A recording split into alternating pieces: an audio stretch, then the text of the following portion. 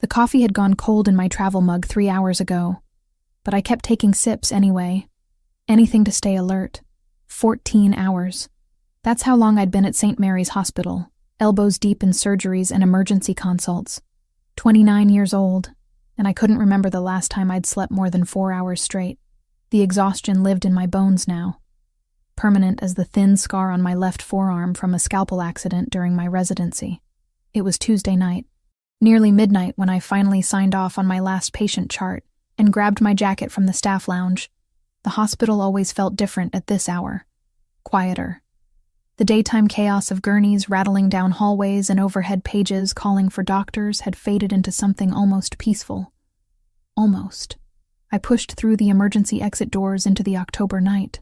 Boston cold hit my face immediately, that kind of damp chill that seeps through every layer you're wearing. The parking lot stretched out before me, half empty under flickering yellow security lights that had needed replacing for months. I'd parked in the back corner near the maintenance shed because I'd arrived at 6 that morning when the closer spots were already taken by the night shift nurses. My Honda waited for me in the distance, a faithful companion that had seen better days. The paint was faded. There was a dent in the passenger door from where someone had hit me in a grocery store parking lot 2 years ago. And the check engine light had been on for 3 months. But it ran. That was all that mattered. I made it halfway across the asphalt before I realized I'd forgotten my umbrella in the lounge. Again. I was always forgetting things lately. Keys, my phone, to eat lunch. The small details that normal people remembered without thinking.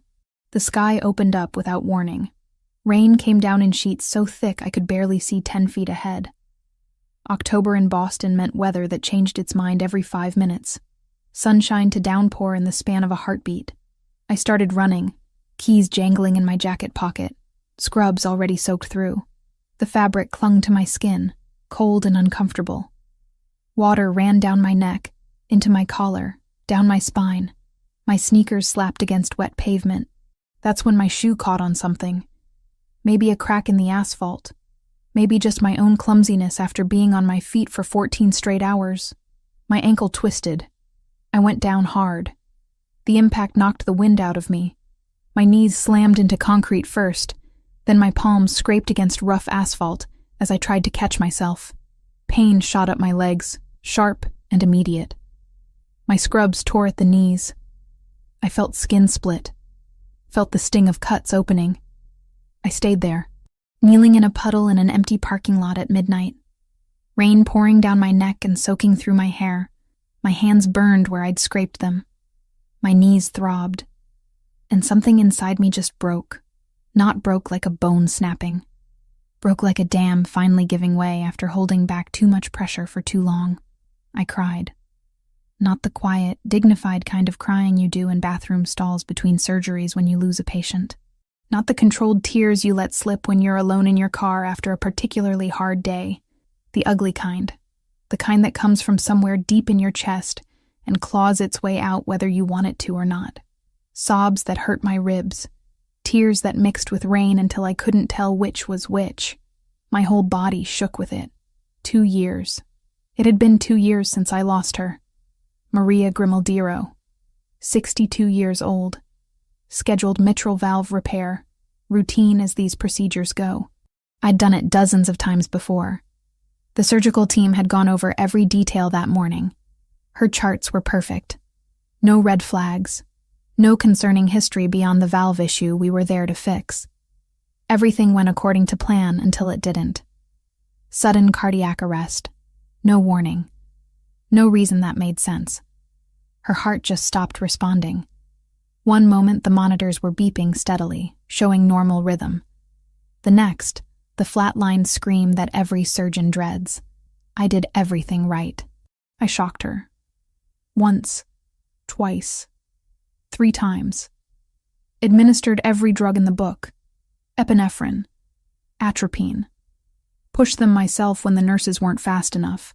Started chest compressions until my arms burned and sweat dripped into my eyes despite the cold of the operating room.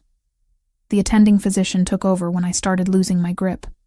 My hands were shaking too badly. We tried for 40 minutes. 40 minutes of fighting for her life while her body gave up piece by piece. While the color drained from her skin, and the monitors kept screaming that awful flatline sound that would haunt me forever. She died on my table, under my hands. While I was supposed to be saving her, the hospital review board cleared me, called it an unforeseeable complication, acute myocardial infarction secondary to undiagnosed coronary artery disease that hadn't shown up on any of her pre-surgical scans.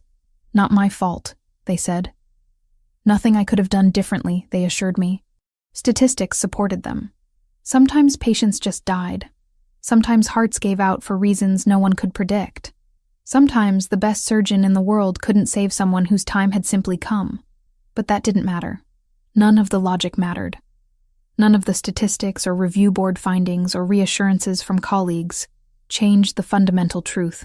I still saw her face every time I closed my eyes. Still felt the weight of her not breathing. Still heard the flatline in my dreams. Still woke up at 3 a.m. replaying every decision I'd made in that operating room, searching for the moment I could have done something different. I'd saved 43 patients since Maria died. 43 hearts that kept beating because I knew exactly where to cut, where to stitch, how to repair what was broken. I'd performed complex procedures that other surgeons wouldn't attempt, saved people who shouldn't have survived, built a reputation as one of the best cardiothoracic surgeons at St. Mary's despite being younger than most of my colleagues. But none of that erased her. Maria Grimaldiro, 62. Mother. Someone's whole world, gone because I couldn't save her. Eventually the rain slowed. My knees screamed in protest when I finally stood up. Blood seeped through the torn fabric of my scrubs, mixing with rainwater. I limped to my Honda, fumbled with the keys because my hands wouldn't stop shaking, and collapsed into the driver's seat. Water dripped from my hair onto the upholstery. My hands left bloody streaks on the steering wheel. I sat there for a long time. Engine off. Just breathing. Just trying to remember how to be a person instead of a broken thing kneeling in a parking lot. The drive home took 20 minutes. I lived in a small apartment in Dorchester, 1 bedroom, barely furnished. I'd moved there after my parents died in that car accident when I was 19. Just me and Tyler now, my little brother. Though at 23, he wasn't so little anymore. He had his own place near Boston University where he was finishing his economics degree. We talked maybe once a week, texted more often than that. He was the only family I had left. The only person in the world who remembered what our mom's laugh sounded like. Who knew that our dad used to make terrible jokes at the dinner table. Who understood what it felt like to lose everything at once and have to keep living anyway. I parked in my assigned spot, grabbed my purse, trudged up 3 flights of stairs because the elevator was broken again. My apartment smelled stale when I opened the door.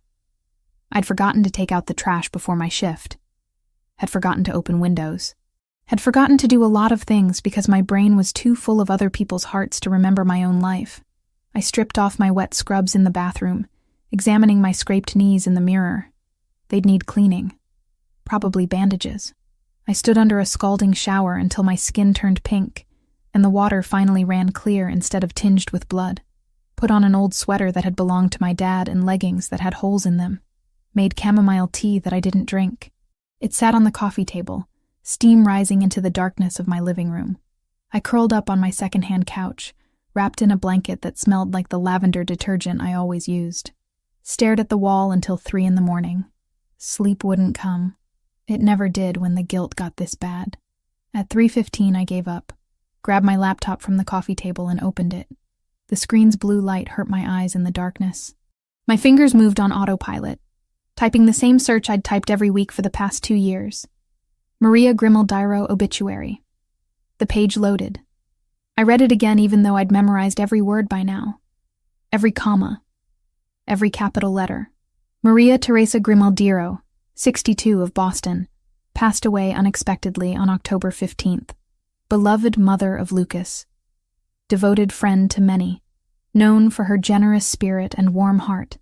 Maria spent her life caring for others, volunteering at St. Anthony's Church and supporting local charities. She will be deeply missed by all who knew her. Services held at St. Anthony's Church. Burial at Oak Ridge Cemetery. I'd gone to her funeral. Stood in the back of the church where no one would recognize me. Watched her family grieve from a distance. Saw her son, A man about my age with dark hair and darker eyes, standing at the front pew with shoulders so rigid they looked like they might snap. He never cried, just stood there, stone-faced, while person after person came up to offer condolences he clearly didn't want. I'd left before the burial. Couldn't watch them lower her casket into the ground. Couldn't face what I'd done.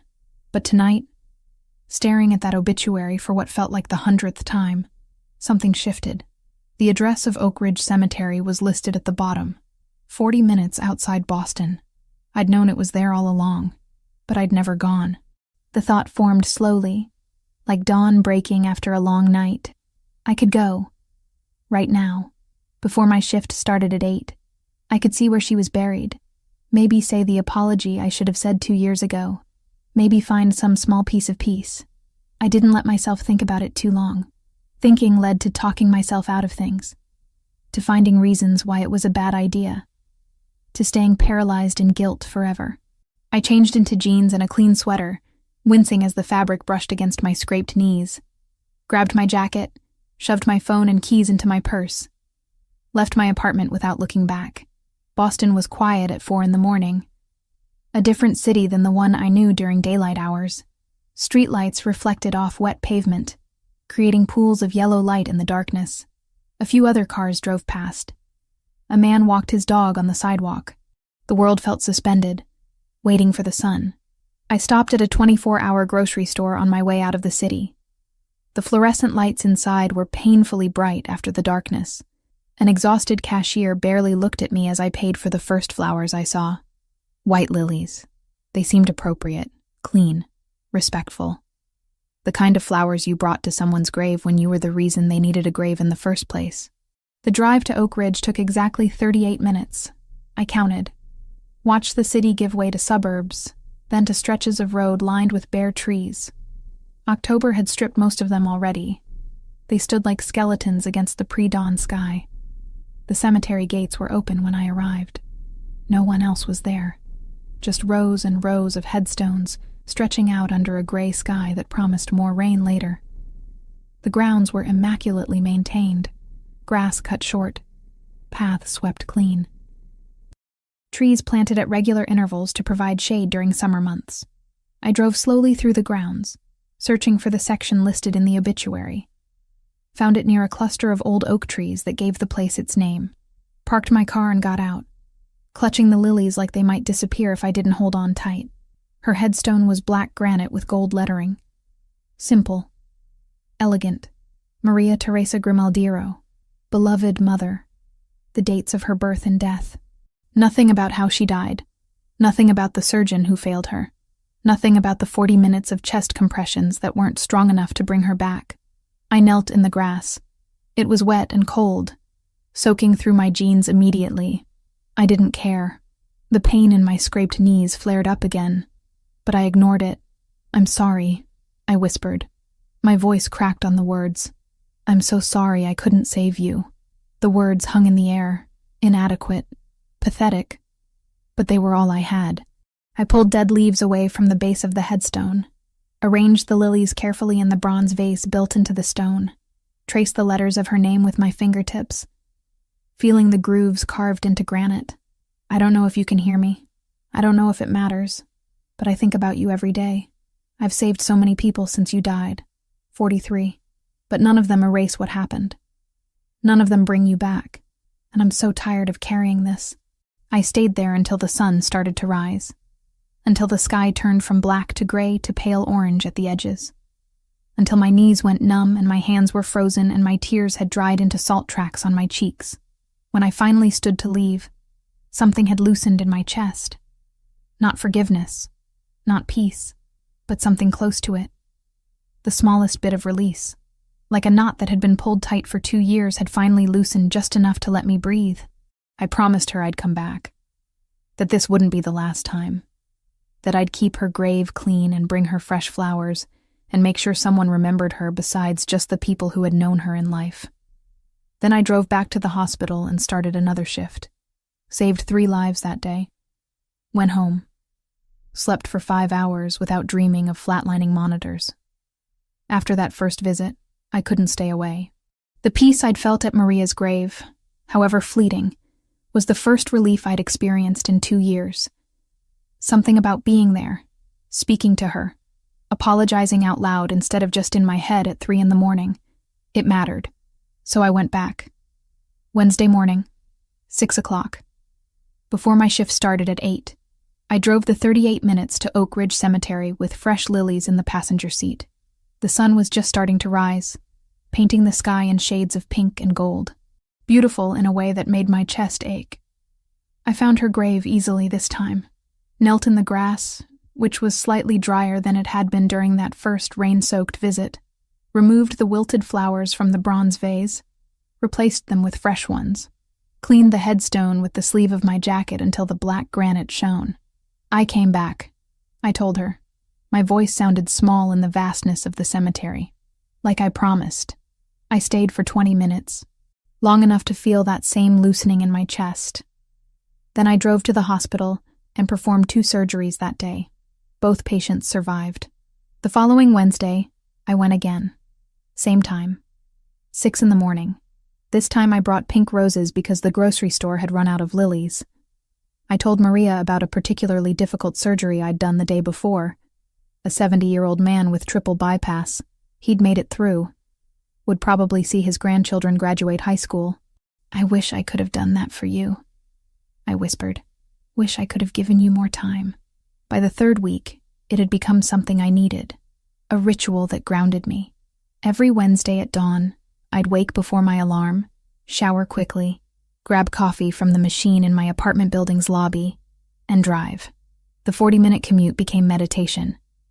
Time to breathe before the chaos of the hospital consumed me. I varied the flowers, white lilies, pink roses, yellow carnations. Once, purple irises because they reminded me of my mother's garden when I was a child. I'd clean the headstone, arrange the blooms, talk to Maria about my week, about patients I'd saved, about the ones I couldn't, about the exhaustion that never quite left my bones. It helped. More than I'd expected.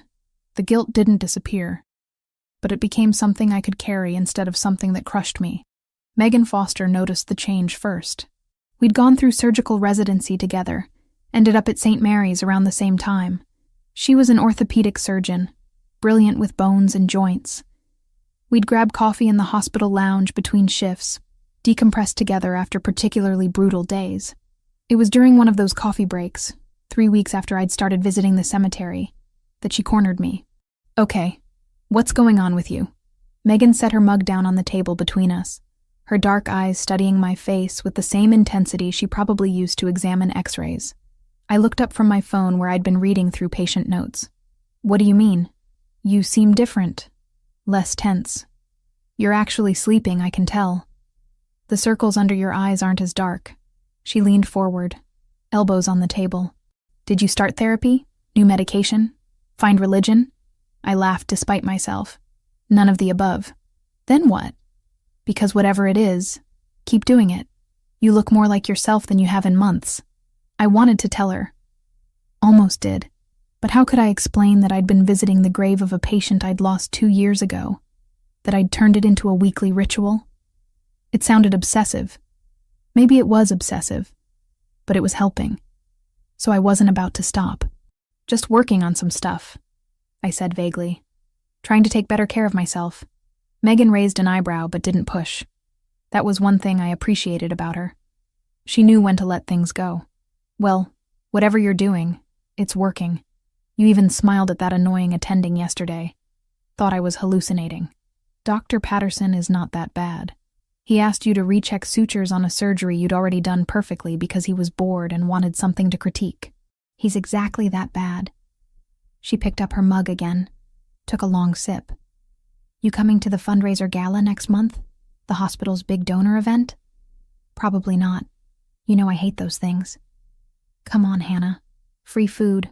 Open bar. You can leave after an hour and no one will notice. I'll think about it. She gave me a knowing look that said she didn't believe me for a second, but let it drop. We finished our coffee, headed back to our respective departments. I had a valve replacement scheduled for 2 that afternoon. The 4th Wednesday, I brought white roses. It was early November now, cold enough that I could see my breath in the air. I'd worn a heavier jacket, wrapped a scarf around my neck. The cemetery was beautiful in autumn, trees ablaze with red and orange leaves, the morning mist hanging low over the grounds. I went through my routine, removed old flowers, placed new ones, wiped down the headstone, settled into the grass despite the cold seeping through my jeans. Getting close to the anniversary, I told Maria, 2 years since you died, since I failed you. I don't know if it gets easier. Everyone says time heals, but I think maybe it just teaches you how to live with the scars. A bird sang somewhere nearby. The wind rustled through the oak trees. Otherwise, silence. I stayed longer than usual that morning. Almost 40 minutes. Didn't want to leave. There was something peaceful about this place. Something that let me breathe in a way I couldn't anywhere else. When I finally stood to go, my legs had gone stiff from sitting in the cold. I stretched, wincing as my knees protested. Turned to walk back to my car. That's when I saw the SUV. Black, expensive looking. Parked about 50 yards away near another cluster of graves. I hadn't noticed it when I'd arrived. Must have pulled up while I was lost in conversation with Maria's headstone. I didn't think much of it. Other people visited loved ones here. Of course, there would be other cars. I climbed into my Honda, started the engine, let it warm up for a minute before pulling away. The next Wednesday, it rained. Torrential downpour that started the moment I stepped out of my apartment building. I stood there holding my keys, looking up at the dark sky, debating whether to skip my visit for the first time since I'd started, but I knew I wouldn't. Couldn't. Breaking the routine felt wrong, like I'd be failing Maria all over again. So I grabbed my jacket with the hood, the one that was supposedly waterproof but leaked at the seams, and drove to the cemetery anyway.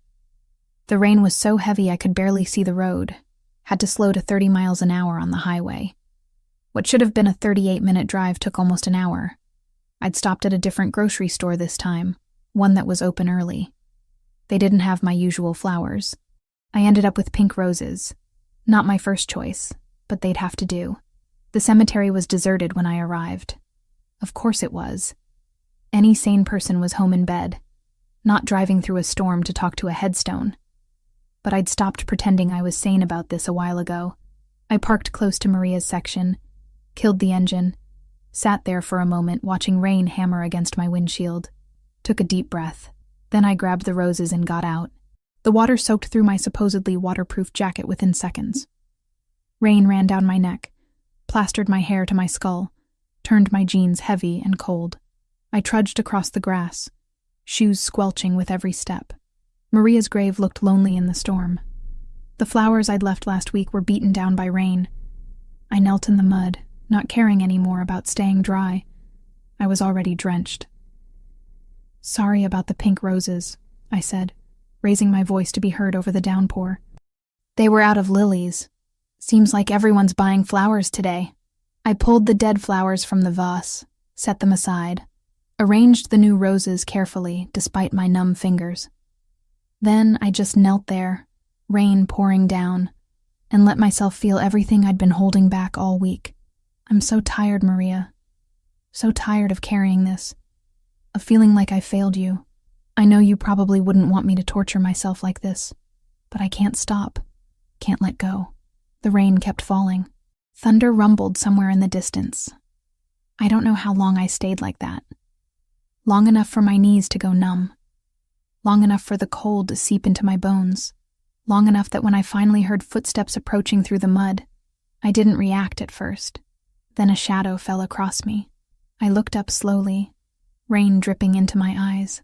A man stood beside me, tall, dark hair slicked back from the rain. Wearing an expensive black suit that somehow still looked immaculate despite the storm, he held a massive umbrella, the kind that could shelter 3 people. But he wasn't offering to share it. He was just standing there, staring down at me with eyes so dark they were almost black, intense in a way that made my heart stutter. I froze. My hand was still on Maria's headstone, fingers pressed against the cold granite. "How did you know her?" His voice was quiet, controlled, but there was something underneath it. Something sharp. I should have stood up, should have said something, but my brain had short-circuited. Because I recognized him. Not his face, exactly, but I knew who he was. The man from her funeral. The one who'd stood at the front pew with shoulders like iron. Her son. My voice came out as barely a whisper. I cleared my throat, tried again. I was her doctor. His expression didn't change. Just kept looking at me with those dark, unreadable eyes. Her doctor. Yes. I finally forced myself to stand, though my legs were shaking. From cold or fear or both. I was. Her doctor. Before she... I couldn't finish the sentence. Before she died. Before I let her die. Before I failed to save her. He studied me for a long moment. Rain continued to pour down around us. I was shivering now, teeth starting to chatter, but I couldn't look away from him. You come here often, he said. Not a question. A statement. How did he know that? Had he seen me before? This is the first time in the rain. Something flickered in his eyes. Too quick to identify. You should get out of the storm. You'll get sick. Then he turned and walked away. Just like that. Didn't introduce himself. Didn't ask my name. Didn't demand to know why I'd been visiting his mother's grave every week for a month. I stood there, frozen, watching him disappear into the rain. Watching him climb into that black SUV I'd seen last week. Watching him drive away without looking back. My heart was pounding. Hands trembling. And it wasn't from the cold anymore. I stumbled back to my car, soaked through, started the engine with shaking fingers. Blasted the heat, but I couldn't stop shivering. He'd known I came here often, which meant he'd seen me before. Had he been watching? Following me? Or did he come here too, to visit his mother, and we'd just never crossed paths until today? I should have asked his name. Should have explained myself better. Should have done something other than stand there like an idiot, while he looked at me with those dark, knowing eyes. By the time I got back to my apartment, I was shaking so hard I could barely get my key in the lock. I peeled off my wet clothes, stood under a scalding shower until feeling returned to my fingers, changed into dry sweats, and made tea I actually drank this time. But I couldn't stop thinking about him, about the way he'd looked at me, about the controlled intensity in his voice when he'd asked how I knew her, about the fact that he'd walked away without demanding answers, without accusing me of anything, without revealing whether he knew what had happened to his mother. I called in sick to the hospital. Told them I had a migraine. Spent the rest of the day on my couch, wrapped in blankets, unable to stop replaying that encounter in my head. The next morning, I woke to my phone buzzing. A text from Megan. You okay? HR said you called in sick. That's not like you. I stared at the message for a long time before typing back. Fine. Just needed a day. I'll be in tomorrow. She responded immediately. Want me to bring you soup? I'm off at 6. I'm good. Thanks, though. I wasn't good, but I didn't know how to explain what was wrong. Didn't know how to put into words the fear that had settled in my chest. The fear that Maria's son knew exactly who I was. Knew that I was the surgeon who'd failed to save his mother. And that encounter in the rain wasn't random at all. I didn't go back to the cemetery the next Wednesday. Told myself it was because I had back-to-back surgeries scheduled. Told myself I needed a break from the routine. But the truth was simpler and more pathetic. I was scared. Scared of running into him again. Scared of those dark eyes that seemed to see through me. Scared of what he might know. Megan noticed my distraction during a procedure on Thursday afternoon. I was assisting her on a complex knee reconstruction. My usual steady hands fumbling with the retractors. You okay over there? She asked, glancing at me over her surgical mask. Fine. Just tired. You sure? Because you've been spacing out all week. Want to grab dinner after this? Talk about whatever's going on? Can't. Have an early morning tomorrow. It wasn't a lie. I did have an early surgery scheduled. But I also didn't want to talk about the man at the cemetery. Didn't want to explain why I'd been visiting my dead patient's grave every week. Didn't want to see the judgment in Megan's eyes. The following Thursday night, everything changed. I was finishing up paperwork in the doctor's lounge when my pager went off. Trauma Bay 3. Gunshot wound. All hands on deck. I ran. That's what you do when trauma pages you. You don't walk, you don't think. You just run. The emergency department was chaos when I arrived. Paramedics wheeling in a gurney at full speed. Blood everywhere. Nurses shouting. The attending barking orders. Male, approximately 30 years old, single GSW to the abdomen, entry wound lower right quadrant, no exit wound, BP dropping, heart rate 130 and climbing. I snapped on gloves, moved to the patient's side.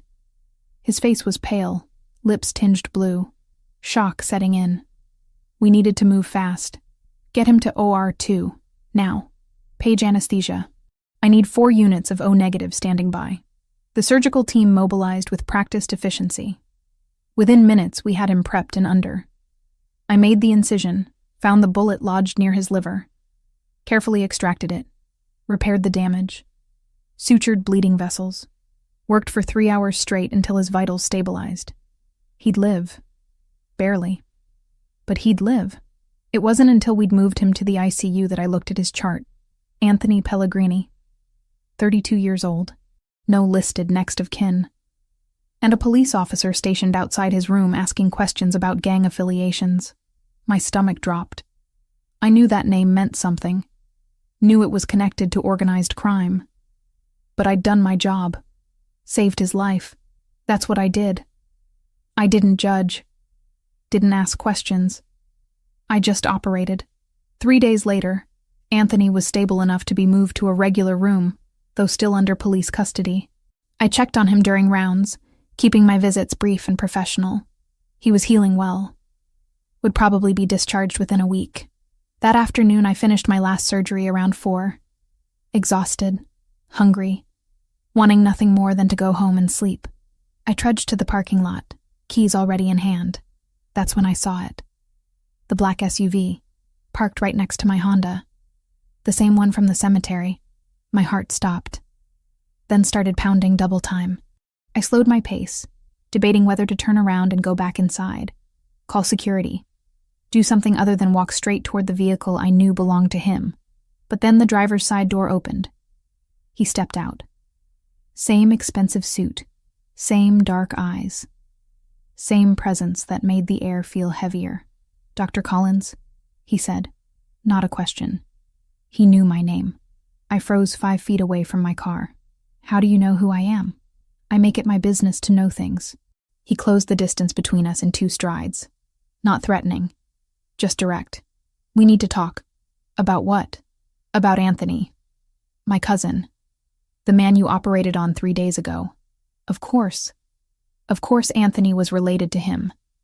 Because my life had apparently decided to become a series of increasingly uncomfortable coincidences. "Your cousin is doing well. He should make a full recovery." "I know. I've been getting updates from the nursing staff." He studied my face with that same intensity I remembered from the cemetery. "You saved his life. That's my job. Not all doctors would have worked as hard on someone like Anthony. Someone the police were waiting to arrest the moment he woke up. I treat all my patients the same. Mr. Grimaldiro. Lucas Grimaldiro." The name hit me like a physical blow. Maria's son. I'd known it, of course. But hearing him say it out loud made it real. "I see you remember," he said quietly. "Your mother. I was there when she—" I couldn't finish the sentence. "I know. I looked into it after I saw you at her grave. Found the surgical records. Read the review board findings. Understood what happened." My throat closed up. He knew. He knew I was the surgeon who'd failed to save his mother. And now he was standing in front of me in a hospital parking lot, talking about how I'd saved his cousin. "I'm sorry," I whispered. "I'm so sorry about your mother." "Why do you go there? Every Wednesday morning? Why do you visit her grave?" "Because I failed her. Because I think about her every single day. Because I need to apologize even if she can't hear me." Lucas was quiet for a long moment. Then, unexpectedly, he said, "She didn't suffer." "What?" "When she died. You told me that at the cemetery. That it was quick, that she didn't suffer." His jaw tightened. "I was in Chicago when it happened. Business trip I couldn't postpone. By the time I got back, she was already gone. I never got to say goodbye. Never got to thank her for everything she did for me. I've been carrying that guilt for 2 years. That's not the same as... Isn't it? You blame yourself for not saving her. I blame myself for not being there. We both carry something we can't fix. He pulled something from his jacket pocket. A business card. Black with gold lettering. Just a phone number. If you ever need anything, Dr. Collins, anything at all, call me. Why would I need to call you? Because you saved my cousin's life when you didn't have to. Because you visit my mother's grave every week and bring her flowers. Because people who do those things deserve to have someone looking out for them. He pressed the card into my hand. Thank you. For trying to save her. For not giving up. Then he turned and walked back to his SUV. Got in. Drove away. Left me standing there holding a business card and trying to process what had just happened. He'd thanked me. The son of the woman I'd failed had just thanked me. I got in my car, hands shaking, and just sat there for a long time. The card felt heavy in my palm. I should throw it away. Should want nothing to do with Lucas Grimaldiro or his family or whatever world they operated in that involved cousins getting shot in police custody. But I didn't throw it away. I slipped it into my wallet. Told myself it was just because it would be rude to toss it immediately. Told myself I'd never actually call that number. Drove home. Made dinner I didn't eat. Lay in bed staring at the ceiling until 3 a.m. Finally got up. Grabbed my laptop. Searched his name properly this time instead of just reading his mother's obituary. Lucas Grimaldiro. Businessman. Owns several legitimate enterprises. Real estate. Restaurants. Import-export. But underneath the surface, whispers. Connections to organized crime. The Grimaldiro family. Boston's Italian mafia. Territory disputes. Violence handled quietly and efficiently. I should have been terrified. Should have reported the encounter to someone. Should have stayed far away from anything connected to that world. Instead, I thought about how he'd looked when he said his mother didn't suffer. About the grief in his eyes that matched my own. About the fact that he'd thanked me instead of blamed me. 2 days later, I went back to the cemetery. Early morning. Gray sky threatening rain. I brought white roses this time and knelt in front of Maria's grave like I always did. Your son came to see me, I told her. Lucas, he's not what I expected. He thanked me. Even though I couldn't save you, he thanked me. The wind rustled through the oak trees. A bird called somewhere in the distance. I don't know what to do with that, I admitted. Don't know what any of this means. But I wanted you to know, your son is a good man, despite everything else. He's good. I stayed for 20 minutes, then drove to the hospital and started another day of surgeries. Saved 2 lives, lost none. The card stayed in my wallet. I didn't call, but I didn't throw it away either. Lucas called me 2 days later. I was in the middle of reviewing post-operative reports when my cell phone rang. Unknown number. I almost didn't answer, but something made me pick up. Dr. Collins. It's Lucas Grimaldiro. His voice on the phone sounded different. Softer. Less guarded than it had been in the parking lot. Mr. Grimaldiro. I set down my pen, heart already racing. Is something wrong with Anthony? Anthony's fine. Being discharged tomorrow, actually. Against medical advice, but that's his choice. A pause. I was calling to see if you'd have dinner with me. Tonight, if you're free. I should have said no. Should have made an excuse about being on call or too busy or literally anything else. But instead, I heard myself say, where? There's a restaurant in the North End. Bellinati. Do you know it? I can find it. 7 o'clock. I'll have a table reserved under my name. He hung up before I could change my mind. I sat there staring at my phone, wondering what I'd just agreed to. Megan cornered me in the lounge 20 minutes later. Okay, you've been weird all week and now you're smiling at your phone. What's going on? Nothing. Just a dinner. A dinner? She raised both eyebrows. With who? Someone I met recently. Hannah Collins has a date. Alert the media. She grinned. Good for you. When's the last time you went on an actual date? 2 years? It's not a date, just dinner. Right, just dinner with someone who makes you smile at your phone. She grabbed her coffee. Wear something nice. And text me when you get home so I know you're alive. I didn't tell her who the dinner was with. Didn't tell her anything else. Just finished my shift, went home, and stood in front of my closet for 20 minutes trying to decide what to wear. Eventually settled on black pants and a cream sweater. Simple, professional, not trying too hard. I left my hair down, put on minimal makeup, grabbed my jacket and keys. Bella Notte was tucked away on a quiet side street in Boston's North End, the city's Italian neighborhood. Small, elegant, the kind of place that didn't advertise because they didn't need to. The host greeted me at the door. "Dr. Collins, Mr. Grimaldiro is waiting for you." He led me through the main dining room to a private area in the back. Quieter, more intimate.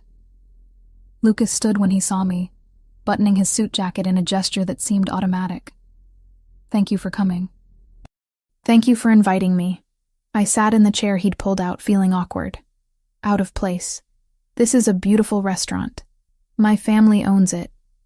Well, my aunt runs it. But the recipes are my mother's. He sat across from me, and for the first time I saw something other than intensity in his eyes. Softness. Grief. She used to cook here on weekends. Said it kept her connected to her roots.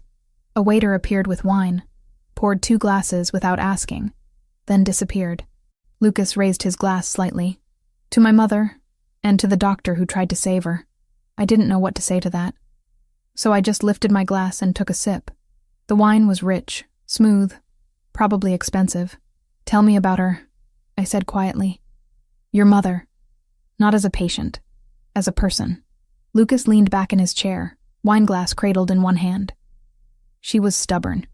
Refused to slow down even when her health started declining. Said she had too much to do. Too many people who needed her. He smiled slightly. She volunteered at the church, organized food drives for homeless shelters, made sure every kid in the neighborhood had Christmas presents. She sounds wonderful. She was the best person I knew. The only one who could make me feel human despite... He trailed off, seemed to reconsider his words. Despite the life I lead. What life is that exactly? One you probably shouldn't be part of, Dr. Collins. "Hannah. If we're having dinner, you can call me Hannah." "Hannah." He tested my name, the syllables careful on his tongue. "My family is complicated. Has been for generations. The legitimate businesses are real, the restaurant, the real estate holdings.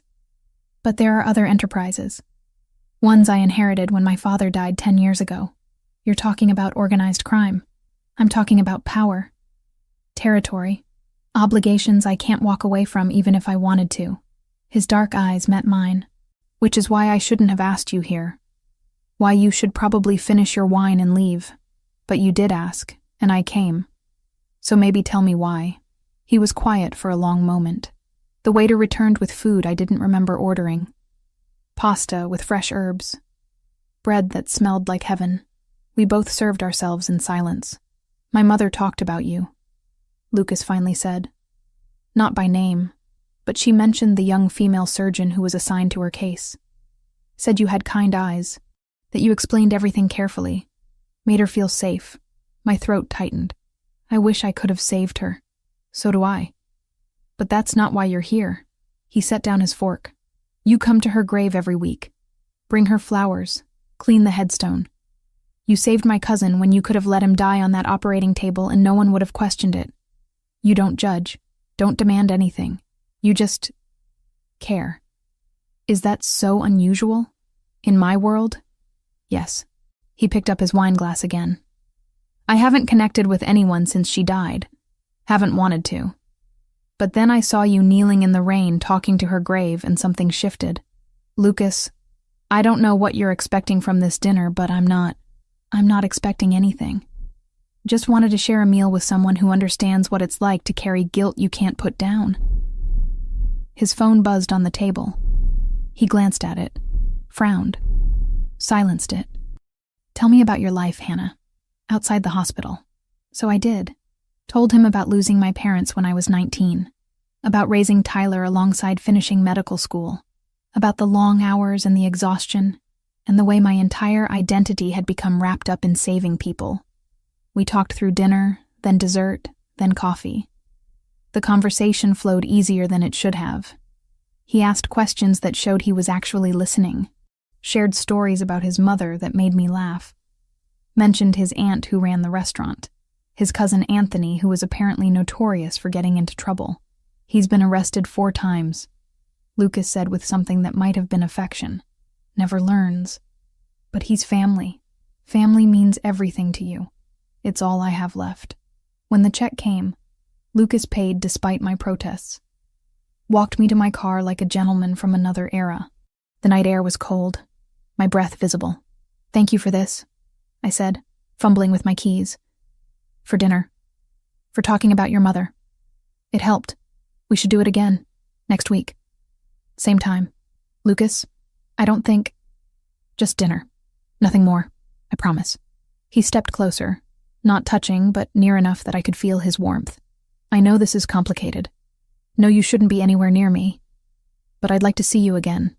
Every rational thought in my head screamed to say no, to walk away from this man and whatever darkness surrounded him. But standing there in the cold Boston night, looking into eyes that reflected the same grief and loneliness I felt, I couldn't make myself refuse. "Okay. Next week." He smiled. Actually smiled. It transformed his face from hard and dangerous to something almost boyish. "Next week, then. Drive safe, Hannah." I got in my car, started the engine, watched him walk back toward the restaurant in my rearview mirror. My hands were shaking, not from fear, from anticipation.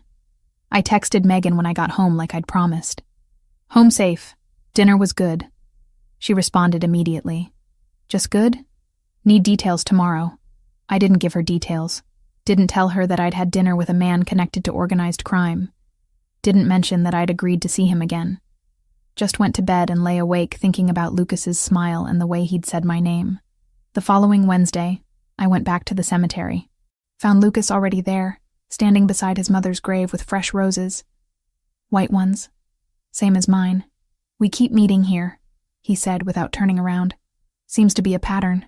I knelt beside him, placed my flowers next to his. "Do you come every week too?" "When I can. Business doesn't always allow it." He crouched down, traced his mother's name on the headstone. "Thank you for last night. For listening. Thank you for inviting me." We stayed there together for 20 minutes. Not talking. Just existing in shared grief. When we finally stood to leave, Lucas caught my hand. "Same restaurant. Same time. This week. You're persistent." "I know what I want, Hannah. And I want to know you better." He let go of my hand, walked to his SUV, drove away. Left me standing there with a racing heart, and the certain knowledge that I was walking into something I didn't fully understand. But I went anyway. That night, and the next week, and the week after that. 6 dinners turned into something I looked forward to more than I wanted to admit. The call came at 2 a.m. I was deep in sleep when my phone started vibrating on the nightstand, pulling me out of dreams I wouldn't remember. I fumbled for it in the darkness, squinting at the screen. Unknown number. I almost declined, but something made me answer. Maybe instinct. Maybe the part of me that was always a doctor, always on call, always ready for emergencies. "Hello?" "Hannah," Tyler's voice, shaking, terrified. "Hannah, I need help." I sat up so fast my head spun. "Tyler? What's wrong? Are you hurt? I'm at the police station. They're saying I owe money. A lot of money. These guys, they came to my apartment and they said if I don't pay $20,000 by tomorrow, they're going to..." His voice cracked. "Hannah, I'm scared." My heart stopped. $20,000. "What did you do?" "It was just a poker game. Some guys from school said it was casual, just for fun. But it wasn't casual and I kept losing, and they said I could pay them back later. But now they want it all at once, and I don't have it." Words tumbling out in a panicked rush. "I'm so sorry. I'm so sorry. I didn't mean for this to happen." I closed my eyes, trying to think through the fear. Who are these people, Tyler? I don't know. Russians, I think. One of them had an accent. "Hannah, what do I do?" Russians. My mind immediately went to the Bratva, the Russian organized crime network I'd read about when researching Lucas. This was bad. This was very bad. "Okay, listen to me. Did they hurt you?" "No. But they said..." He took a shaky breath. "They said if I don't have the money by Friday, they'll break my legs. Maybe worse." Friday. That gave us 48 hours. I had $8,000 in my savings account. Money I'd been putting aside for years, barely scraping by to save anything at all. The bank wouldn't give me a loan. I'd already tried for a car loan last year and been denied due to my student debt. I didn't have family with money. Didn't have anyone I could ask for help. Except I did. I had Lucas's card in my wallet. Had kept it there for 5 weeks now, telling myself I'd never use it. Stay at the police station until they kick you out. Then go straight home and lock your door. Don't open it for anyone. I'll figure something out. Hannah, I'm so sorry. I know. Just stay safe. I'll call you in a few hours. I hung up. Sat there in the darkness of my bedroom with my heart pounding and my hands shaking. $20,000. 48 hours. My little brother's legs, maybe his life. I pulled out my wallet. Found Lucas's business card, black with gold numbers. Stared at it for a long time. It was 3 a.m. Insane to call anyone at this hour, but Tyler's terrified voice kept echoing in my head. I dialed before I could change my mind. Lucas answered on the second ring. His voice was alert. No trace of sleep. Hannah, I'm sorry to call so late. I need help. The words came out strangled. It's my brother. He's in trouble. Where are you? Home. But Tyler's at the police station in Cambridge. He got mixed up in a gambling debt with some Russians, and they're threatening to hurt him if he doesn't pay $20,000 by Friday. Silence on the other end. Then, I'll be at your apartment in 20 minutes. Text me the address. Lucas, I can't ask you to. You're not asking. I'm offering. Send me the address. He hung up. I sat there holding my phone, wondering what I'd just done. But Tyler's safety mattered more than my pride or my fear of owing Lucas Grimaldiro. I texted him my address, then scrambled to make myself presentable, changed out of my pajamas into jeans and a sweater, pulled my hair into a ponytail, paced my living room for 18 minutes until headlights appeared outside my building. The black SUV parked in front. Lucas climbed out, still in a suit despite the hour. I buzzed him up, opened my apartment door before he could knock. Thank you for coming. He stepped inside, taking in my small apartment with a single sweeping glance. Tell me everything. So I did. Told him about Tyler's call, the poker game, the threats. Lucas listened without interrupting, his expression growing darker with each detail. How much can you cover yourself? He asked when I finished. 8,000. That's all I have saved. I'll handle the rest. Lucas, I can't just take $12,000 from you. You're not taking it. You're accepting help. He pulled out his phone, made a call, spoke in rapid Italian to whoever answered, then hung up and looked at me. The debt will be cleared by noon tomorrow. Tyler's safe. I felt my knees go weak. Just like that? Just like that. He moved closer, close enough that I could see the concern in his dark eyes. But Hannah, you need to understand something. These people don't forget. Even with the debt paid, your brother needs to stay away from any kind of gambling. Anything that could put him back on their radar. He will. I'll make sure of it. Good. Lucas hesitated, then reached out and tucked a strand of hair behind my ear. The gesture was so gentle it made my breath catch. You should have called me sooner. I didn't want to owe you anything. You don't owe me. This is what people who care about each other do. They help. His hand lingered near my face. But if it makes you feel better, we can call it even for you saving Anthony's life. This is worth way more than that surgery. To me, Anthony's life is priceless. So yes, we're even. He stepped back, professional distance returning. Get some sleep. Call your brother in the morning and tell him everything's handled. And Hannah? Yes? No more poker games.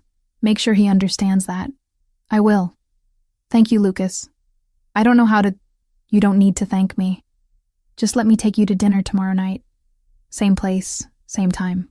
I nodded, too overwhelmed to speak. He left without another word, his footsteps echoing down the stairwell. I locked my door and collapsed onto my couch, shaking with relief and something else. Something that felt dangerously close to trust. I called Tyler at 7 a.m, told him the debt was cleared, that he was safe, that he needed to promise me he'd never gamble again.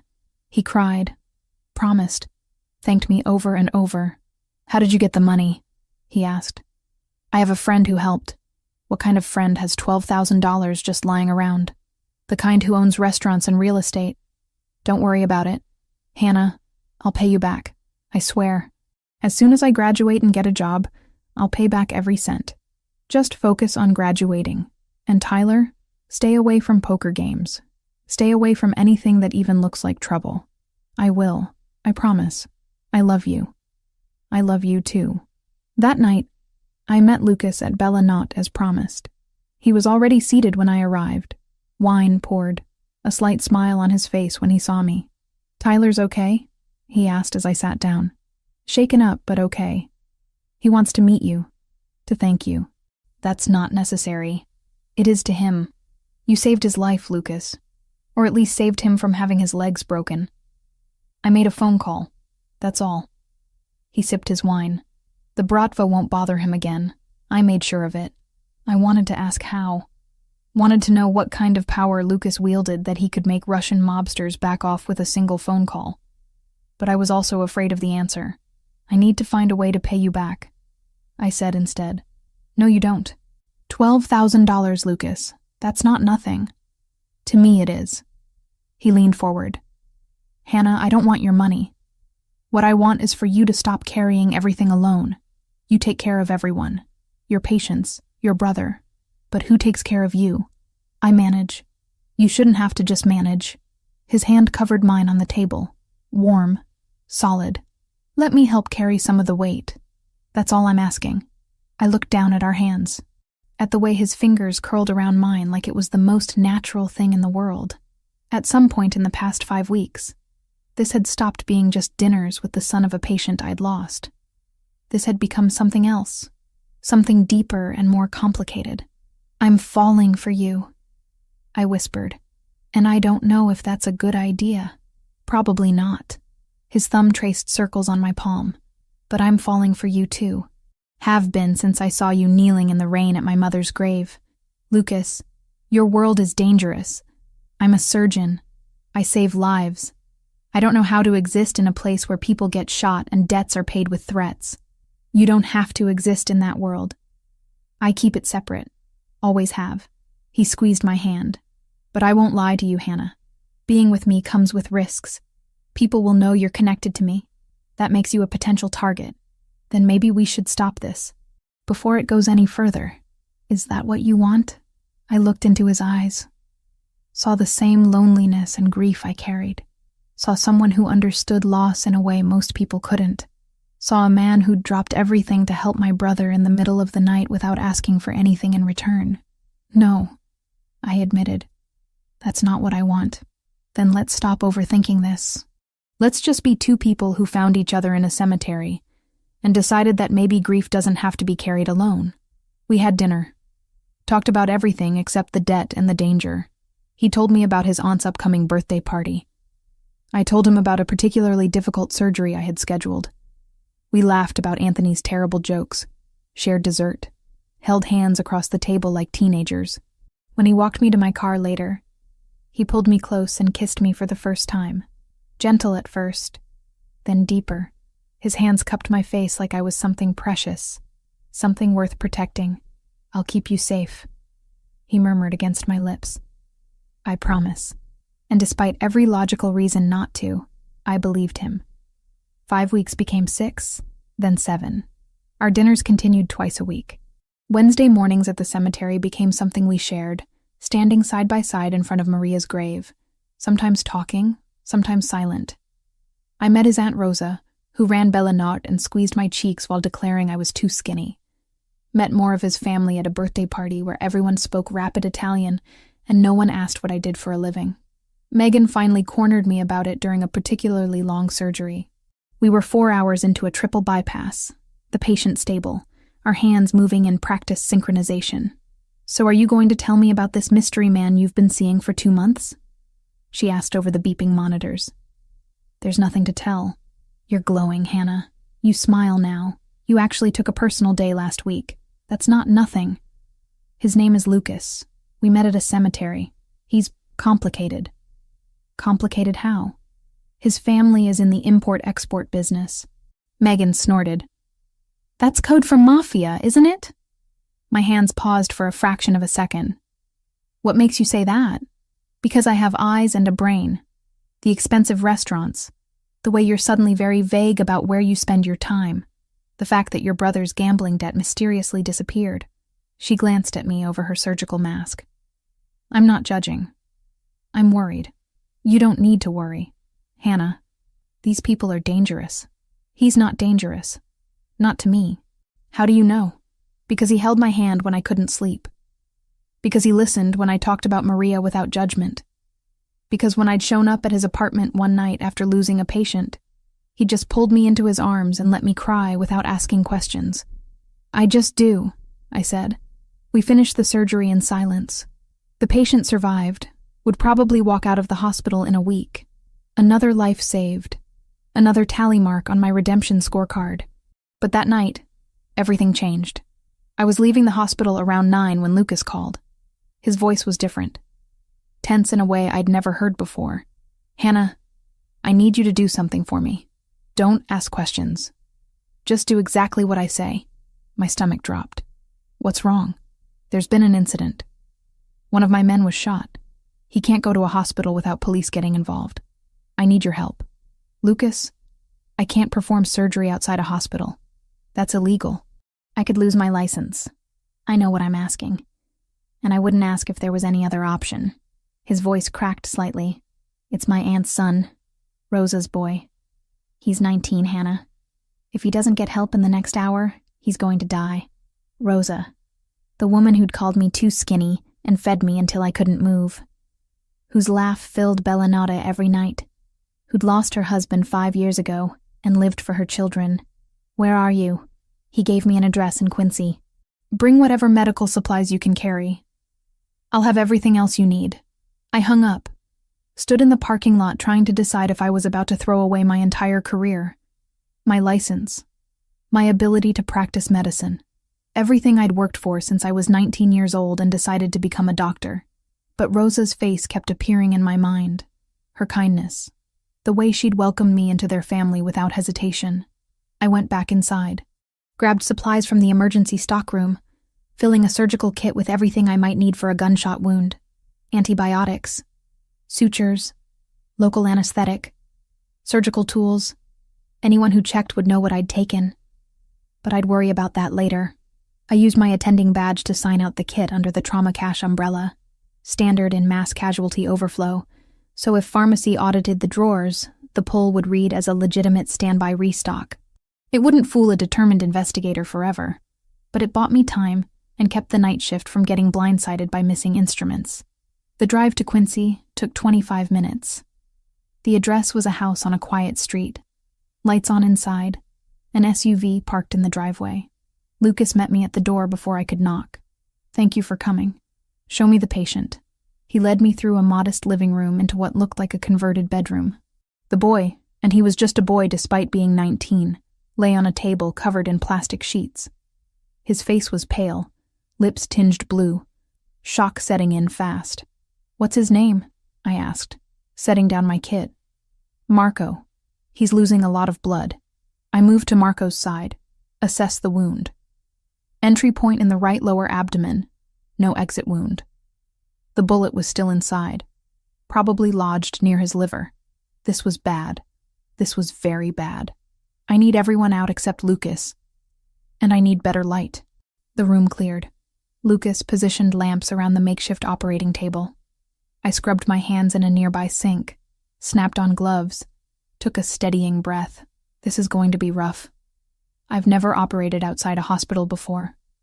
If something goes wrong, I trust you, Lucas said simply. I made the incision. Found the bullet fragment lodged dangerously close to the hepatic artery. Carefully extracted it with forceps, my hand steady despite my racing heart. Repaired the damage to surrounding tissue. Checked for internal bleeding. Sutured layer by layer. 2 hours. It took 2 hours of the most intense surgical work I'd ever done. When I finally stepped back, Marco's color had improved. His vitals were stabilizing. He needs antibiotics, monitoring. If he develops a fever or shows any signs of infection, he needs a real hospital. He'll have round-the-clock care. I'll make sure of it. Lucas's hand settled on my shoulder. You saved his life. I looked down at my blood-covered hands. At the makeshift operating room. At the illegal surgery I'd just performed. I violated every ethical code I've ever sworn to uphold. You saved a 19-year-old kid who made a stupid mistake. What mistake? What happened to him? Territory dispute. Wrong place, wrong time. Lucas guided me to a bathroom. Helped me wash the blood off. The people responsible will be dealt with. What does that mean? It means you don't need to worry about it. His hands were gentle as he cleaned blood from my fingers. I keep that part of my life away from you. I always will. Lucas, I just performed illegal surgery on a gang member. I'm already involved. No, you're a doctor who saved a life, that's all. But we both knew it wasn't that simple. I'd crossed a line tonight, used my medical skills to help Lucas's organization, became complicit in whatever world he operated in. When we left the house 2 hours later, after I'd checked on Marco one final time and given detailed care instructions, I was exhausted, shaking. Lucas drove me back to my car at the hospital, his hand finding mine across the center console. "I'm sorry I put you in that position," he said quietly. "Will this happen again? I'll do everything in my power to make sure it doesn't." "That's not a no." "No, it's not." He pulled into the hospital parking lot, killed the engine, turned to face me. "Hannah, if you want to walk away from this, from me, I'll understand. What I'm asking you to be part of is complicated and dangerous and unfair." I thought about Rosa, about Marco, barely older than Tyler, about Lucas's hands cleaning blood from mine with such care, about Maria's grave and shared grief, and the way he'd saved my brother without hesitation. "I'm not walking away," I heard myself say, "but I need you to promise me something. Anything. No more lies. If something's happening, if there's danger, you tell me. I'm either in this or I'm not. I can't be half in." Lucas cupped my face in his hands, kissed me hard. Desperate. "You're in. All the way in. And I'll do everything I can to keep you safe." I went home that night and lay in bed until dawn, wondering what I'd gotten myself into, wondering if saving one life was worth compromising everything else. But when I closed my eyes, all I could see was Marco's color returning, his breathing stabilizing, his life continuing because I'd been there. I'd saved him. Whatever else happened, whatever consequences I faced, I'd saved him, and maybe that was all that mattered. The days after Marco's surgery blurred together. I went through the motions at the hospital, performing surgeries with steady hands while my mind replayed that night over and over. The blood, the makeshift operating table, the way Lucas had looked at me afterward, like I'd done something heroic instead of something that could cost me my medical license. Megan's concerns echoed in my head constantly. She wasn't wrong. This was dangerous. But every time I thought about walking away, I remembered Lucas's face when he talked about his mother, the way he'd saved Tyler without hesitation, how he made me feel less alone in my grief. 3 days after Marco's surgery, Lucas showed up at my apartment with takeout from an Italian place I'd never heard of. Not Bella Nota this time. Somewhere quieter, more intimate. "How's Marco?" I asked as we settled onto my couch with containers of pasta. "Healing well, no infection. He wants to thank you personally, but I told him that's not happening." "Good." I twirled pasta around my fork. "Lucas, we need to talk about what happened." "I know." He set down his food, turned to face me fully. "I put you in an impossible position, asked you to compromise everything you believe in, and I'd do it again if it meant saving Rosa's son. But I understand if that makes you want to walk away. I don't want to walk away. That's what scares me." I met his eyes. I should want to, should be horrified by what I did. But when I think about Marco dying on that table because I refused to help, I can't regret it. "You're a good person, Hannah. Too good for my world. Stop saying that. I'm not some innocent caught up in your darkness. I made a choice. I chose to save him. I chose you. I took his hand. But I need to know what I'm actually choosing. No more keeping me separate from your life. If we're doing this, I need the truth." Lucas was quiet for a long moment. Then he stood, walked to my window, looked out at the dark street below. "My family has been in Boston for 4 generations. Started with my great-grandfather running protection for Italian businesses in the North End. By the time my grandfather took over, we controlled half the neighborhood. My father expanded into legitimate businesses. But the other side never went away. What other side specifically? Gambling, mostly. Some import-export that isn't always legal. We don't deal drugs. Don't traffic people. Those are lines we don't cross. He turned back to face me. But we're still criminals, Hannah. We still hurt people who cross us. Still operate outside the law. And the shooting? Marco's shooting? Rival organization. Chinese triad called the Dragon Verde. They've been pushing into territory we've held for 20 years. There have been incidents. Marco was in the wrong place at the wrong time. Is it going to escalate? I'm trying to negotiate a settlement, but these things don't always end peacefully. His jaw tightened, which is why I need you to understand the risk. If you're with me, you become a target. Not immediately, not directly. But people will know you matter to me. That makes you vulnerable. What if I'm willing to take that risk? Why would you be? Because when I was with him, the guilt about Maria felt bearable. Because he looked at me like I was more than just a surgeon who'd failed someone. Because for the first time in 2 years, I felt like I might be able to breathe again. Because I'm falling in love with you. I said quietly, and I think you're falling in love with me too. Lucas crossed the room in 3 strides, pulled me up from the couch, kissed me like he was drowning, and I was air. When we finally broke apart, both breathing hard, he rested his forehead against mine. I'm completely in love with you. Have been since I saw you crying in the rain over my mother's grave. Then we figure it out. Together. He kissed me again. Slower this time. More careful. Like he was memorizing the shape of my mouth. We ended up in my bedroom. A tangle of limbs and whispered confessions. He told me about the scar on his shoulder from a fight when he was 16. I told him about the panic attacks I'd had after Maria died. We mapped each other's damage and decided it was beautiful anyway. The next few weeks fell into a pattern. I'd spend days at the hospital, nights with Lucas at his place or mine, Wednesday mornings at the cemetery, twice weekly dinners with his family. Tyler came to visit one weekend, met Lucas, pronounced him intense but okay, before pulling me aside to ask if I was sure I knew what I was doing. Not even a little bit, I admitted. But I'm doing it anyway. Just be careful, Hannah. You're the only family I have left. You too. No more gambling. Haven't touched a card since that night. Promise. But the peace didn't last. It never does in Lucas's world. I was finishing up paperwork after a long surgery when my phone rang. Lucas's name on the screen.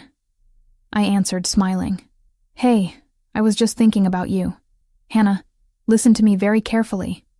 His voice was ice. You need to leave the hospital right now. Don't go to your car.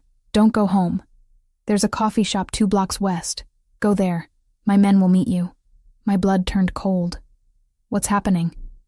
The triad. They know about us. I have intel they're planning something. Could be nothing. Could be a threat against you to get to me. I'm not taking chances. Lucas, I can't just leave. I have patience. Hannah. His voice cracked slightly. Please, just do this. For me. I'd never heard him sound scared before. That more than anything made me move. I grabbed my jacket, told the charge nurse I had a family emergency, practically ran out of the hospital. The coffee shop was crowded. I found a table in the back, ordered something I didn't drink, waited. 20 minutes later, 2 men in dark suits appeared at my table. Dr. Collins. We're here to take you somewhere safe. I followed them to an SUV. Different from Lucas's, but the same general presence. They drove me to a building in downtown Boston. Upscale apartment building. The kind with doormen and marble lobbies. Top floor. They led me inside. The apartment was huge. Floor-to-ceiling windows overlooking the city. Sleek, modern furniture.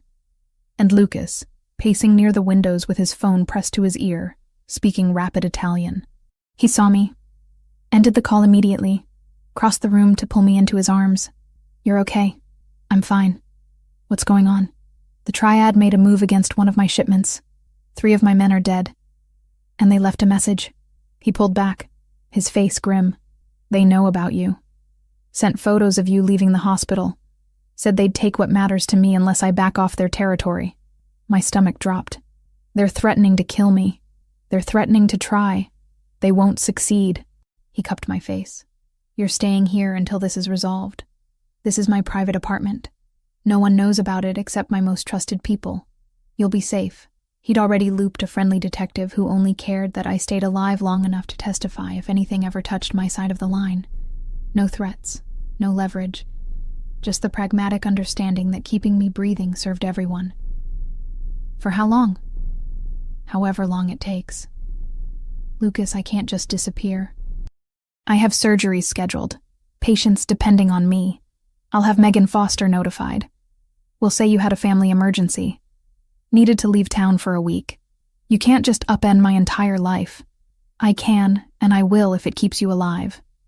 Steel in his voice now. This is not negotiable, Hannah. You stay here, under guard, until the threat is eliminated. And how do you plan to eliminate it? His eyes went dark. However, I need to. I understood what he meant. He was going to kill them. The men threatening me would die, and Lucas would be the one to make it happen. How many? I whispered. How many what? How many people are you going to kill? As many as it takes.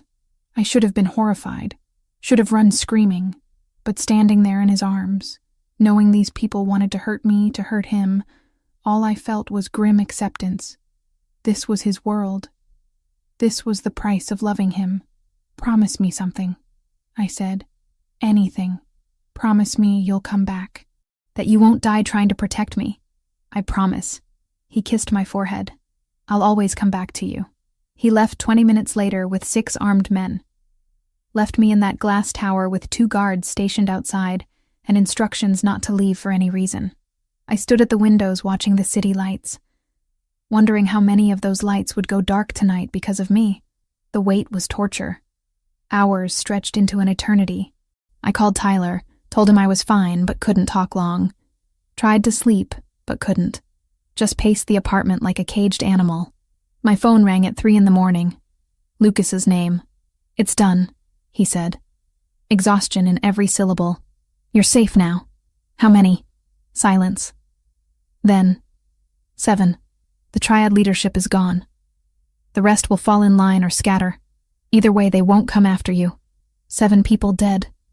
Because of me. Because I'd fallen in love with a man whose world solved problems with bullets. I'll be there in 20 minutes, Lucas said. Stay put. When he arrived, there was blood on his shirt. Not a lot. Just a spatter across the collar that he'd missed when cleaning up. He looked exhausted. Haunted. Like he'd aged 10 years in one night. I should have been afraid of him. Should have seen a killer. But all I saw was a man who'd done terrible things to keep me safe. Come here, I said. He came. Let me hold him. Let me clean the blood from his collar with a damp cloth. Let me be the thing that reminded him he was still human. I'm sorry, he whispered into my hair. I'm so sorry you're part of this now. I chose this. Chose you. I pulled back to look at him. But Lucas, we can't keep doing this. I can't live waiting for the next threat. The next war. The next time you have to kill people to protect me. I know.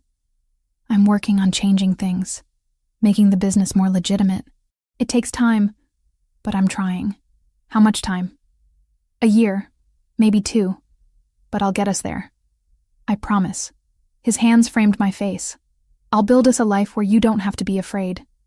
Where our children don't grow up in this world. Our children. He'd said it so casually. Like it was a given that we had a future. You think about that? I asked. Having kids with me? Every day. I kissed him. Slow and deep and desperate. Tasting the future he promised. The life we might have if we survived long enough to claim it. We made love in that glass tower as dawn broke over Boston. Gentle and fierce, and tinged with the knowledge that we'd crossed another line tonight. 14 people dead because of the territory war Lucas fought. And I loved him anyway. Maybe that made me broken. Maybe it made me complicit.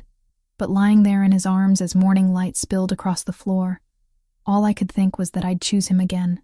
Every time. Even knowing the cost. 3 months after the war with the Triad ended, I moved out of my apartment in Dorchester. Lucas insisted I stay with him in his mansion in Beacon Hill. The place was enormous, 3 stories of brick and iron gates and security that made Fort Knox look casual, but it felt like a home. His home. And slowly, mine too. I resigned from St. Mary's 2 weeks after moving in. Couldn't reconcile the 2 halves of my life anymore. The doctor who saved everyone, and the woman who'd performed illegal surgery on a gang member, who loved a man responsible for 14 deaths. Megan tried to talk me out of it over coffee one last time. "You're throwing away your career," she said, concern etched across her face. "Everything you worked for since you were 19. I'm not throwing it away. I'm redirecting it." I'd thought about this carefully. Lucas's family foundation funds community clinics in the North End. They need a medical director, someone to oversee operations, hire staff, make sure people who can't afford regular health care get treatment. That's charity work, Hannah. You're one of the best cardiothoracic surgeons I've ever seen. And I'll still be a surgeon. Just at a clinic instead of a hospital. Still saving lives. Just different ones. She studied me for a long time. You love him that much? I do. More than I thought I could love anyone. Then I hope he deserves you. She squeezed my hand. Be happy, Hannah. And call me if you need anything. I promised I would. And when she texted the next morning, "Just checking on you," I answered for once, instead of letting the message sit until the worry turned into silence. Anything at all. The clinic work turned out to be exactly what I needed. Less pressure, more connection with patients. People who couldn't afford insurance, who worked 3 jobs just to feed their families. I treated everything from minor infections to serious cardiac issues. Set up a program for diabetic patients. Partnered with local hospitals for cases that needed more intensive care. Rosa worked there 2 days a week, handling administrative tasks and translating for Italian-speaking patients. Marco, fully recovered from his gunshot wound, started college with plans to become a physician's assistant. Tyler visited once a month, still uncomfortable with Lucas, but grateful for his sister's happiness. Wednesday mornings at the cemetery continued. Lucas and I would stand at Maria's grave together, sometimes bringing flowers, sometimes just standing in comfortable silence. The guilt had softened over the months, not disappeared.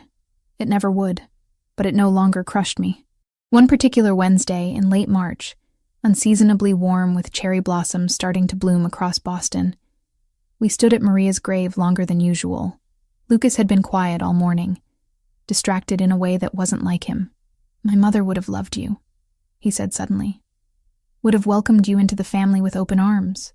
Probably would have started planning the wedding the moment she met you. I wish I could have known her.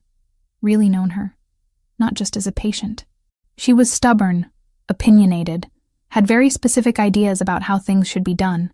He smiled slightly. "You remind me of her sometimes. The way you stand your ground. Don't let anyone push you around." Is that a compliment?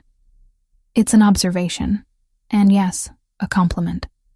He turned to face me fully, taking both my hands in his.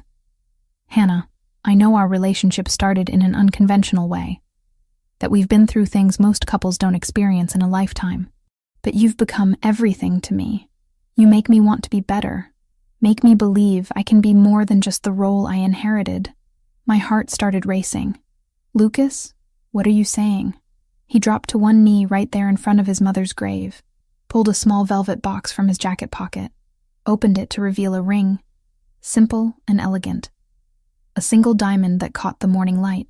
"I'm saying that I love you more than I thought I was capable of loving anyone. That you saw the worst parts of my world and chose to stay anyway. That I want to spend the rest of my life making you as happy as you've made me." His voice was steady, but his hands trembled slightly. "Hannah Carter Collins, will you marry me?" Tears streamed down my face. I thought about the long path that had led us here, my failure to save his mother, the cemetery visits, the illegal surgery, the violence and danger, the way he'd saved Tyler without hesitation, how he looked at me like I was the only thing that mattered. "Yes," I whispered, then louder. "Yes, I'll marry you." He slipped the ring onto my finger, stood, pulled me into a kiss that tasted like promise and redemption. When we finally broke apart, both laughing and crying, I noticed fresh flowers on Maria's grave that hadn't been there when we arrived. White lilies, just like the ones I'd brought that very first time. "Did you do that?" I asked. "My Aunt Rosa. I told her I was proposing today. She wanted to make sure my mother was here for it in spirit." I looked down at the flowers, at the grave of the woman whose death had brought us together. "Thank you, Maria," I said quietly, "for everything, for raising him right, for somehow bringing us together. I'll take care of him. I promise." Lucas's arms came around me from behind, his chin resting on my shoulder. "She knows. Somehow, I think she's been orchestrating this from the beginning." We stayed like that for a long time. Then we drove back to the mansion and called everyone we knew. Rosa cried and immediately started planning the wedding. Anthony congratulated Lucas and made inappropriate jokes about bachelor parties. Tyler flew in from a conference to meet us for dinner, shook Lucas's hand, and told him not to screw this up. The wedding happened 4 months later in a small church in the North End, the same one where Maria's funeral had been held. It felt right, like we were closing one chapter and opening another in the same sacred space. I wore a simple white dress. Lucas wore a black suit that made him look like a movie star. Rosa cried through the entire ceremony. Tyler walked me down the aisle with tears in his eyes. Megan stood as my maid of honor, still slightly worried but supportive. When the priest asked if I took Lucas Grimaldiro to be my husband, in sickness and health, for richer or poorer, I looked into those dark eyes that had seen so much pain and said, "I do," without hesitation. And when he kissed me as his wife, the church erupted in applause. The reception was at Bella Nota, the entire restaurant reserved for family and close friends. There was Italian food that could feed an army, wine that flowed endlessly, music and dancing until 2 a.m. Lucas's aunt danced with him, whispering something in Italian that made him laugh. Tyler got drunk and gave an embarrassing speech about how I'd always been too serious, and it was good to see me happy. At the end of the night, Lucas and I stood on the restaurant's back terrace, looking out at the Boston skyline. His jacket was draped over my shoulders against the chill. "Any regrets?" he asked quietly. "Not a single one." "You?" "Only that my mother isn't here to see this." He pulled me closer. "But I think she'd approve. Think she'd be happy that we found each other." "I know she would be." I rested my head on his shoulder. "Lucas, there's something I need to tell you." "That sounds ominous." "It's not. At least I hope it's not." I took a deep breath. "I'm pregnant. 6 weeks. I found out 3 days ago." He went completely still. Then he spun me around, hands on my shoulders, eyes wide. "You're pregnant? We're having a baby?" "We're having a baby." The joy on his face was indescribable. He picked me up, spun me around, kissed me hard. "We're having a baby," he repeated, like he couldn't quite believe it. "Are you happy?" "Happy doesn't even begin to cover it." He set me down gently, one hand moving to rest on my still flat stomach. "A baby. Our baby. I know the timing isn't perfect. We just got married. The clinic is still getting established. The timing is perfect. Everything about this is perfect." He kissed me again. "I love you, Hannah Grimaldiro. You and our baby, more than anything in this world." 6 months later, standing in front of Maria's grave on a Wednesday morning in early autumn, I whispered the news to her. "I'm sorry I couldn't save you, but I promise I'll take care of your son and your grandchild. I'll make sure they know about you, about your kindness and your strength. You'll live on through us." Lucas knelt beside me, his hand covering mine on the headstone. "Thank you, Mama," he said quietly, "for everything, for teaching me what love looks like, for somehow bringing Hannah into my life, for giving me the chance to be better than I was." We stayed until the sun rose higher, until warmth touched our faces, until peace settled over us like a blessing. Then we left the cemetery hand in hand, ready to face whatever came next. Together. Always together. Life wasn't perfect. Lucas's world still had dangers, still had complications that would never fully go away. But we'd built something real from grief and guilt and second chances. Built a family, built a future, and standing there with his hand in mine, our child growing inside me, I knew I'd choose this life again, every single time.